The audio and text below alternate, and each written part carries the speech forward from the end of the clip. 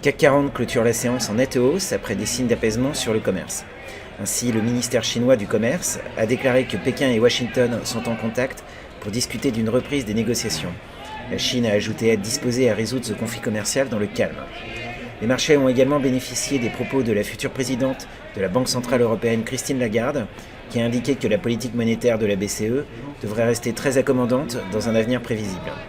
Enfin, le président italien Sergio Mattarella a chargé Giuseppe Conte de former un nouveau gouvernement de coalition entre le mouvement 5 étoiles et le Parti démocrate, faisant espérer une sortie de crise politique en Italie.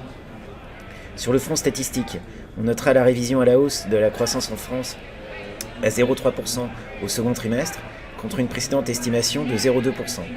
En Allemagne, l'inflation a ralenti plus nettement qu'attendu à 1,4% en août, contre 1,7% en juillet, laissant présager d'un nouveau cycle d'assouplissement monétaire de la BCE.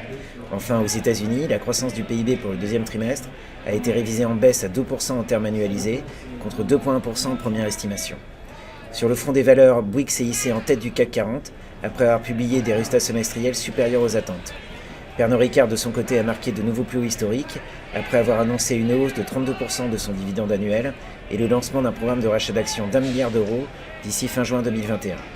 On surveillera ce 30 août les publications de l'évolution des prix à la consommation en France pour août, des dépenses de ménage aux États-Unis pour juillet et de la seconde estimation de l'indice de confiance des consommateurs aux États-Unis établi par l'Université du Michigan pour août. C'était Jean-Christophe Roland pour Trading Central.